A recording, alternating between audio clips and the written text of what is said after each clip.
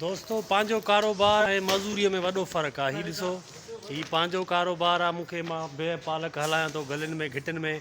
9 बजे खां निकितो आहियां ऐं 6 साढे 6 बजे ताईं ख़तमु थी वेंदो।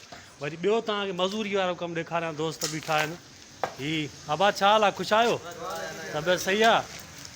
घणी ॾियारी आहे? 600 रुपया? हाँ। काएं बजे ताईं आया हो तव्हां? 8 साढे 7 बजे आया हो? हाँ। वॾी महिनत आहे। गर्मी आहे यार। हीअ त ॾिसो है न। केरु आहियो पाण? चवाण किथां जा? हवा ठठे जा चवाण आहिनि। हे काएं बजे ताईं करे वेंदो फाइनल? 5 बजे ताईं। दोस्तों ही 5 बजे ताईं फाइनल करे वेंदा। ॾिसो हीअ बि मज़ूरी था कनि वीचारा 3 ॼणा। 600 रुपया ॾियारी आहे।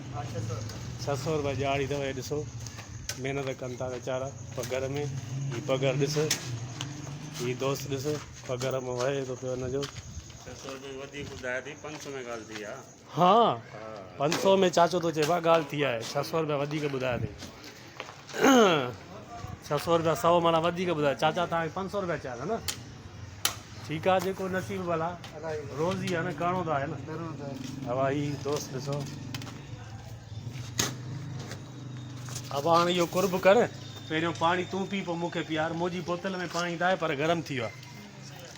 ॾिसो दोस्त कीअं मज़ूरी लॻी पई आहे। मां त घिटीअ वञा थो, घुमां थो, तव्हांखे ॾेखारींदो थो हलां। त ॾिसो हे बि मज़ूरी कनि था वीचारा ऐं धुप लॻी पई आहे। हे उस ॾिसो है न। कारा कपिड़ा त ला न, कारनि ते अञा वधीक गर्मी हा। ॿियो को कलर पाए वो घुमण फिरण में या ॿिए हंधि वञण में कारा कपिड़ा सही आहिनि। पर हे त कम में जेको आहे न ॾाढी तकलीफ़। हा दोस्त बीठा आहिनि। ॾिसो हवा पाणी जो गिलास पीआर जा। वॾी गर्मी आहे यकीन कयो। ऐं शाबस आहे 500 में। हीअ छा करिणो आहे टोटल तव्हांखे? छा था कयो? गटर लाइन जो आहे? केसि ताईं हेठि वेंदी आहे? हे भित टोड़ींदव? हीअ टोड़े भित उहो रक्शे ताईं माना? अच्छा, पोइ हिन में छा विझंदव? तव्हां रुगो खोटींदव बसि?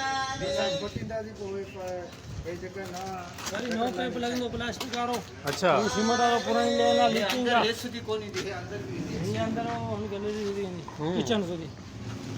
हवा हेसि ताईं रक्शे ताईं कंदा खोटाई।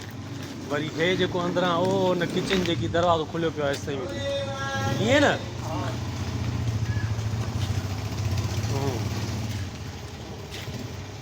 ॾिसो हीअ बि मज़ूरी आहे। बांदा वेठा आहियो कॾहिं? को ॾींहुं आयो आहे अहिड़ो है न?